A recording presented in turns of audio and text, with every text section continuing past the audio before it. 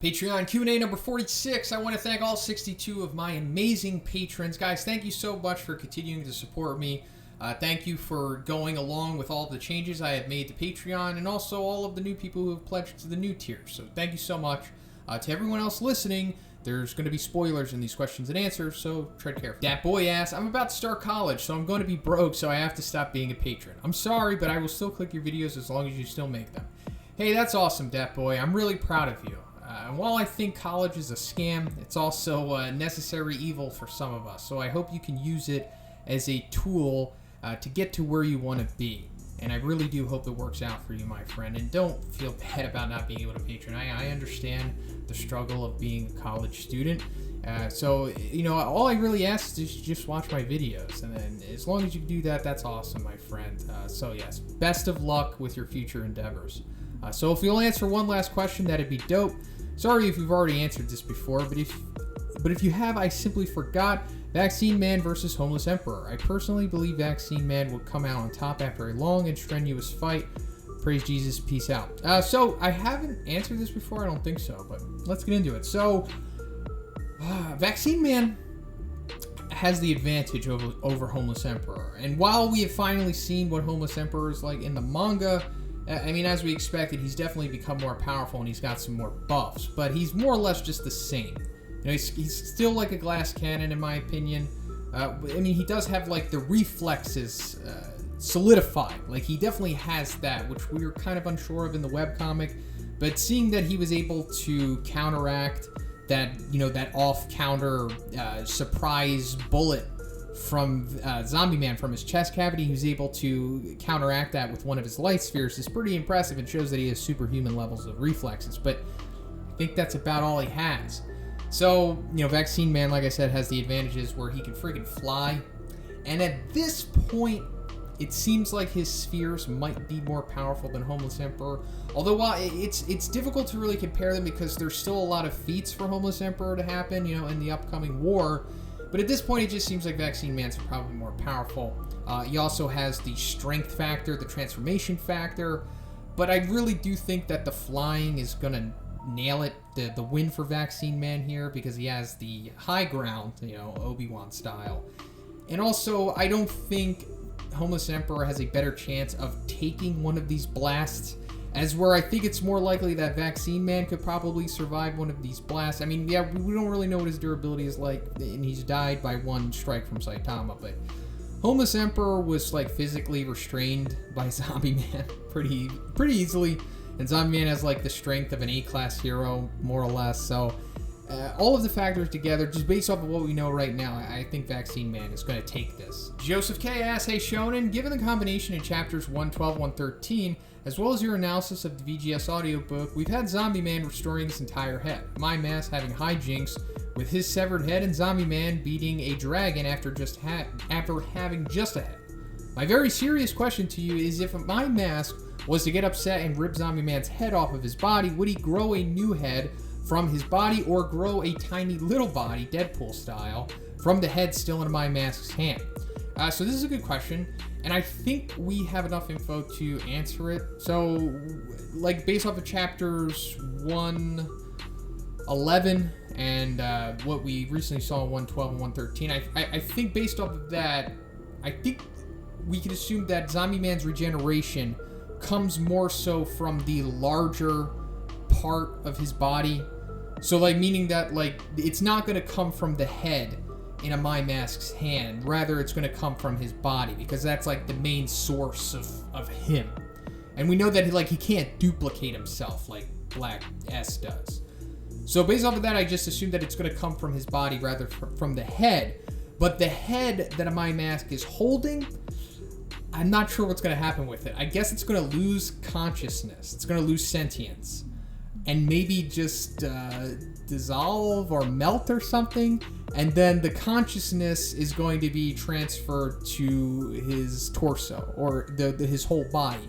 Or maybe it was always there the whole time. And maybe if you rip off his head, he kind of just loses the consciousness there, since it's not the main source of his overall body.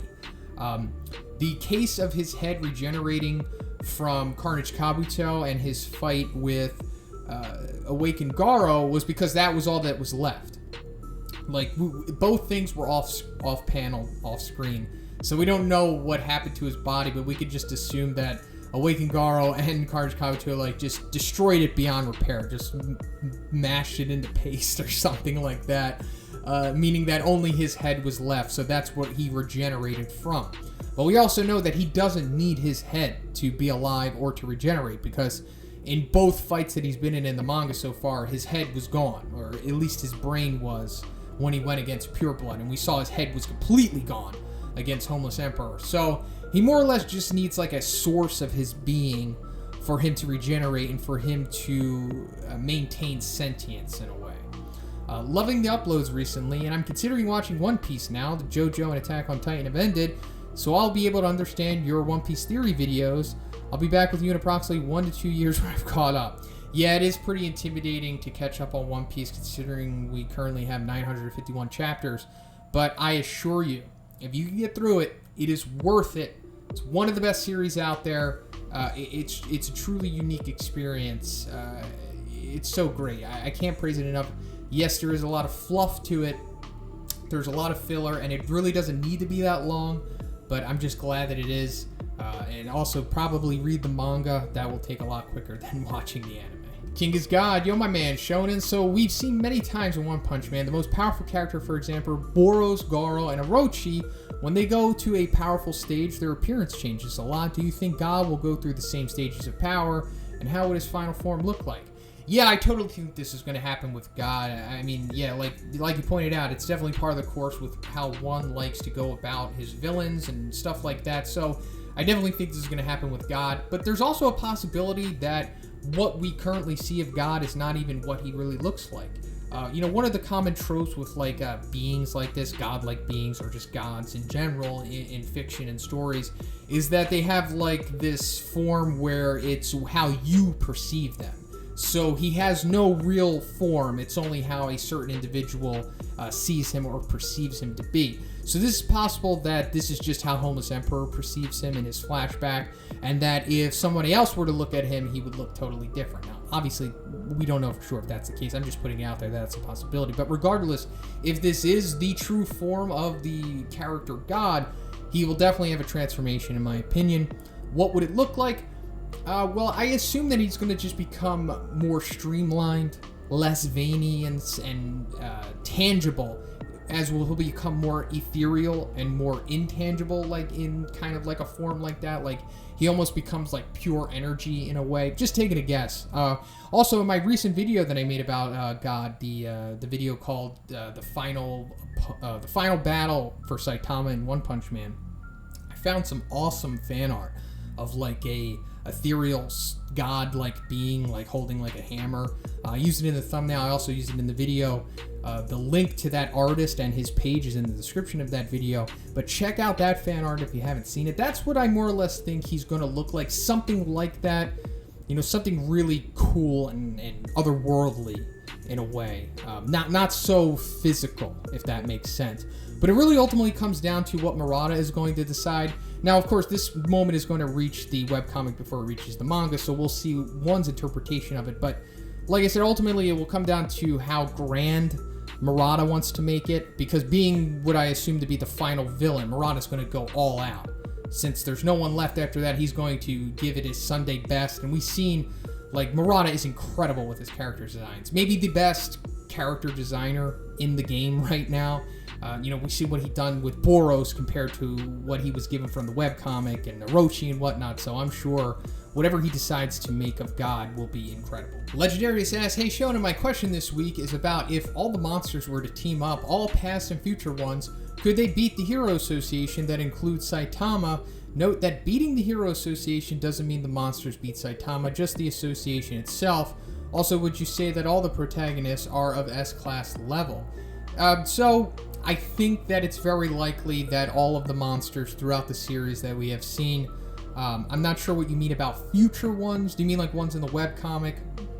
But more or less, I think they overall represent a greater force than what the Hero Association represents. Now, granted, there are still a lot of unknowns with the Hero Association, namely Blast, Metal Knight, Watchdog Man to a lesser extent, and Drive Knight to an even lesser extent.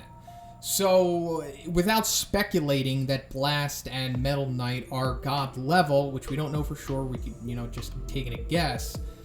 Just given what we know currently, I'm going to say that all of the monsters, past and present, are going to overcome the Hero Association. So, I mean, we're having the Dark Matter Thieves. We have the Monster Association. We have Beefcake, Vaccine Man, Carnage Kabuto. Let's throw Pluton in there, even though he's non-canon. There's just an insane force. And even all of the other House of Evolution. It's just an insane force of monsters. I mean, we saw that just 4 S-Class heroes were needed to take on Melzergar.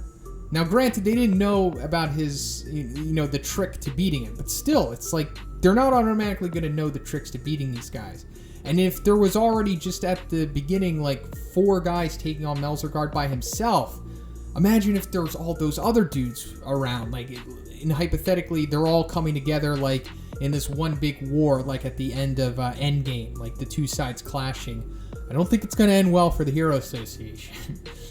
So, yeah, Tatsumaki could do very well. We saw how she went against the executives, despite even still being injured. So, just full power Tatsumaki could probably handle a lot of these guys by herself, but then we have so many other threats to worry about. And I know you're talking about all of the Hero Association, but honestly, in this battle that we're talking about, the A class, B, and C, they're all irrelevant. Carnage Kabuto by himself could take out every single one of them, probably. Beefcake could just step on all of them. So it's just going to come down to the S-Class heroes and Saitama. Like I said, bearing what we know about Blast and Metal Knight, it's just not going to end well for the Hero Association, in my opinion. If these forces were to come together, it would ultimately just come down to Saitama having to defeat everyone. I just think currently what we know, the Dark Matter Thieves, the Monster Association, House of Evolution, Vaccine Man, Marugori, whoever else, it's just too much. Nathan W. asked, "You've speculated before, but I'd like to theorize about what Dr. Genus has in his basement. Any really strong theory besides Boros' body?" And I don't think the Boros body theory holds much water. Yeah, the Boros body theory is just 100% for fun. Like you said, there's no water, there's no evidence, there's nothing to support it at all. The chances of Boros coming back in general is very low, maybe below 10%. And if anybody has his body, it's likely going to be Metal Knight, considering that he has the spaceship where the corpse would have been. That's just for fun. It's not likely at all that he has his body. But what he actually has, what a real theory, a real hypothesis is probably a new experiment that he's working on. Maybe it has something to do with the limiter, because that's the topic of conversation that leads to him revealing what he has in his basement, because Zombie Man's confirming what Dr. Genus was talking about with Saitama's theory about, with his theory about Saitama removing his limiter. He's more or less just confirming all of that, and then he's like, hey, Dr. Genus, remove my limiter. And he's like, no, but there's something in my basement that I want to show you. So I just assume it's another experiment that he's working on. I couldn't imagine it being anything else, unless it's just a complete red herring and it has nothing to do with what they were talking about, but I don't think that's likely. That would go against typical writing of one, or just typical writing in general, especially with Dr. Genus. He always has something of value to add to the story. He's one of the most important characters in the story, in my opinion. I think he's very underrated. I'm going to make a video about him very soon, just because of how much I like him and how integral I think he is to the story. So yeah, it just comes down to, I think he's probably working on something new. Even though he said that he was going to give up that life after everything that happened with the Saitama, it's very possible that maybe he stumbled upon something, or maybe he's always had something in the works and now it's just coming to light. But yeah, it's probably just an experiment or something. Maybe something above Carnage Kabuto, or maybe he's discovered something else. Maybe not so much it's a life form, but maybe it's some kind of device or something like that. Also, and if you were a villain who knew Saitama's strength but had to oppose him, how would you try to remove him from being a threat to you? So this is a good question, and it's really difficult to come up with a solid plan, considering how absolute his power is. So I assume it would ultimately have to come down to how Ozymandias took care of Dr. Manhattan in the Watchmen movie. I know that it differs from how it plays out in the graphic novels, but I'm a big fan of the Watchmen movie. I really love how that comes to an end with how Ozymandias essentially outsmarts a near omnipotent being in Dr. Manhattan. So more or less, I'm just saying you have to make a villain out of Saitama. If I can somehow change the public perception of Saitama, even more so than like what Tank Top Black Hole and Tank Top Tiger were doing to him, like I'm saying to like a global extent to where Saitama is villainized even more so than like what Garo is, that I think is the real way to take care of him. Because if everyone collectively hates him and sees him as a threat, there's pretty much he's no longer a threat to you, considering that he does care about that stuff, and it would really affect him a lot. It's essentially a lose-lose for him, because even if he takes you out, it's just going to confirm everything that you've been saying about him. So just villainizing him and forcing him into reclusion is probably a good way to go about combating him. The one above all patrons, Wolf Pup, asks, favorite cookie brand? Please explain and why. So there's this convenience store chain in my neck of the woods called Wawa. If you talk to like anybody from like Pennsylvania or New Jersey, or I think they're in Delaware too, around this area, they're going to praise Wawa. It's awesome. It's one of the best places. And they have like their own brands of things, like drinks and snacks, and one of them is a cookie. And they're just so good. I don't know why they are. I don't know how they do it. They just are. And they're not even expensive, and it's not even like some kind of premium product. I even like them more so than like Whole Foods cookies. And like they just do it right.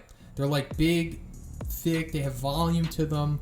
The chocolate in them, it's just like thick, good. I like that kind of stuff. And they also have like awesome M&M cookies too.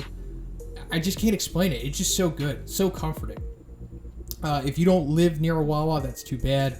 But if you're ever like in the general area of like the tri-state area on the East Coast and you stop at a Wawa, make sure to at least get a cookie if you are a fan of that stuff.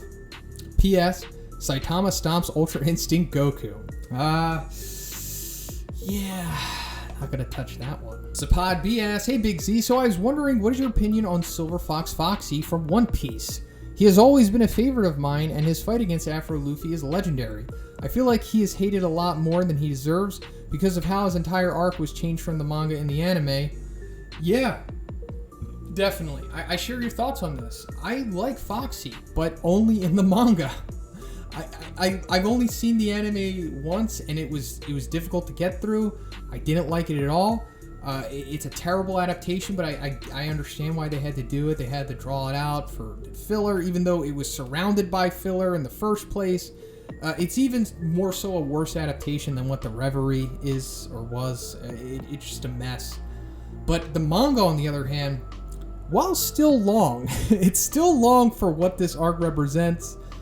It's still not bad. It's nice to get through. It's a nice piece of levity in the series. It's a nice bond building thing. It's a nice break from all the seriousness and whatnot. And you know, more so like other animes, they kind of take care of this aspect of world building and series building in like an episode by itself. But you know, Oda, he does things big, so he just took a whole big levity arc with this. But Foxy, I like him too. I think he's very funny in the manga. He's very interesting. He's different. His fruit is pretty cool too. I like the way that it's very unique and the way that he uses it. But you know, Foxy, you can only take so much of him. You know, he's like candy. Like you have a few pieces and it's awesome. It's great. But then if you like have a whole meal of candy, it's like, man, this is too much. You know what I mean? Also, what are your favorite kind of eggs? Man, I'm just a big fan of eggs in general. Like I like them all different kind of ways. But usually, if I'm like at a restaurant and I'll order them, I'll get like over easy eggs. I like those typically. But other than that, I like them every other, like scrambled, hard boiled, soft boiled, sunny side up, poached. They're great. Zuel asks, hello Shonen. First of all, I'm glad that I became a new patron of yours. I always watch your videos in my break at work. That's awesome, man. Thank you so much. I'm glad that I could give you that little bit of enjoyment. to your break. Honestly, it really does mean a lot because I myself, have grown up doing that. So the fact that I can give that to somebody else is amazing. So thank you for becoming a new patron. My first question is, what martial art could we compare the water stream rock smashing fist to in real life? I think it's a bit of Tai Chi and Wing Chun in it. Genos mentioned in the first fight between Garo versus Bang that the moves they used are perfectly offensive and defensive at the same time. Hey, I think you hit the nail on the head. That's exactly what it is, more or less. It is the way, the fundamentals of it and the ideologies that Bang has whenever he's talking about the water stream is definitely Tai Chi, and the movements are just straight out of Wing Chun as well. Now, I'm not really too knowledgeable on traditional martial arts like that. My expertise more so lies in MMA and the contemporary martial arts that apply to that. But the limited knowledge that I know of Tai Chi and Wing Chun, I for sure feel that that's where one got the inspiration for it. So yeah, you totally got it. I would say, maybe there's like Jeet Kune Do in there possibly, which I'm not too knowledgeable on either, but I know that there's a lot of similarities between Jeet Kune Do and Wing Chun anyway. I mean, at least as far as I know. Second question, in terms of relationships, who or what kind of person could give Saitama a new look of life? Maybe a woman, Tatsumaki, Fubuki, maybe a new challenge? Anyways, keep up the good work, Sean, and see ya. So, in form of a relationship that is totally platonic, it would have to be somebody who is more powerful than Saitama. Kind of like how King is. Now, I'm not trying to get into any controversial things here, but I'm saying like the way that King is able to communicate with Saitama, the way that other people aren't. And while Saitama, of course, doesn't take in most of what he says, some of it still does. He still does retain some of the things King tells him and some of the lessons that he teaches him and whatnot. And that's all, mainly because of King's overbearing charisma. That's why Saitama even gives him the time of day. But even more so, it would have to be somebody like physically more powerful than him. Somebody that can overpower him. So that where he's like, oh my God, you're more powerful than me. So now I have incentive to listen to you and learn from you or change based off of what you're telling me. But if we're talking about like a romantic relationship, definitely Fubuki, not Tatsumaki. Tatsumaki is way too damaged, and any relationship that she would be in would be toxic. Tatsumaki, more so, she would be the one that would need the relationship to change her and to give her a new look of life. As where Fubuki is more grounded, more personable. Yes, she is very narcissistic, self-centered, but it's more so she's a victim of the blessings that she has been born with. Because that's mainly why she is interested in Saitama, because everyone just looks up to her and wants her and idolizes her, as where Saitama isn't interested in her at all. And of course she wants Saitama for her own selfish needs because of his absolute power, and she wants him to join the Fubuki group and she wants to exploit that. But there is also a large part of her just liking him as a person. Maybe his conflicting personality is appealing to her, in the same way that opposites attract. So her being in a relationship with Saitama would, first of all, give Saitama a genuine bond with another human being, and a real relationship, which Saitama is seriously lacking. He seems to have always lacked, more or less. So that would definitely give him a new outlook on life, learning to appreciate people and to actually have some serious feelings rather than just what he has now, which is a very severe lack thereof. So that's pretty much it for the video today, guys. Once again, I want to thank all 62 of my incredible, amazing patrons. Guys, thank you so much for continuing to support me, and I hope that the Q&A is good enough. If you would like to be in next week's Q&A, just simply check out the Patreon. The $5 tier will give you access to the video. If you liked it, please give it a like and subscribe as well. Have a great day. See you in the next one.